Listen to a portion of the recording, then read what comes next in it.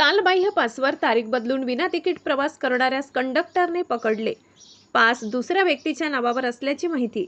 बसमधून विना तिकीट प्रवास करताना कालबाह्य झालेल्या पासवरील तारीख पेनाने बदलून प्रवास केल्याचा प्रकार समोर आला.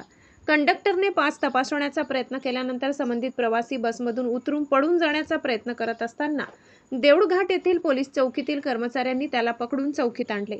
मिळालेल्या माहितीनुसार चरणसिंग जालमसिंग राजपूत राहणार गार्डन तालुका पाचोरा जिल्हा जळगाव हा पाचोरा ते देऊळघाट असा बसने प्रवास करीत होता. कंडक्टरने तिकिटाबाबत विचारणा केली असता त्याने सुरुवातीला संबंधित स्टॉप असल्याचे सांगितले. त्यानंतर त्याच्याकडे पास असल्याचे दाखवून पास दाखविला. कंडक्टरने पास तपासला असता त्यावरील वैधतेची तारीख संपलेली असल्याचे निदर्शनास आले. तसेच पासवरील तारीख पेनाने बदलवण्यात आल्याचा आरोप आहे. सदर पास CJ पाटील यांच्या नावावर असल्याचेही सांगण्यात आले असून तो संबंधित प्रवाशाच्या नावावर नसल्याची माहिती मिळाली. कंडक्टरने पास ताब्यात घेण्याचा प्रयत्न केला असता संबंधित प्रवासी देऊळघाट बसथांब्यावर उतरून पळू लागला.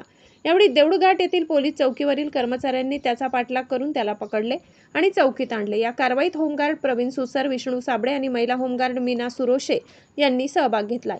या प्रकाराबाबत पुढील कार्यवाही सुरू असल्याची माहिती आहे. कालबाह्य किंवा दुसऱ्या व्यक्तीच्या नावावरील पासचा वापर करून विना तिकीट प्रवास करण्याचा प्रकार गंभीर असून सार्वजनिक वाहतूक व्यवस्थेत अशा गैरप्रकारांना आळा घालण्यासाठी तपासणी अधिक प्रभावी करण्याची गरज होत आहे. अब तक न्यूज महाराष्ट्रासाठी प्रतिनिधी अबुझर मिर्झा, धाड, बुलढाणा.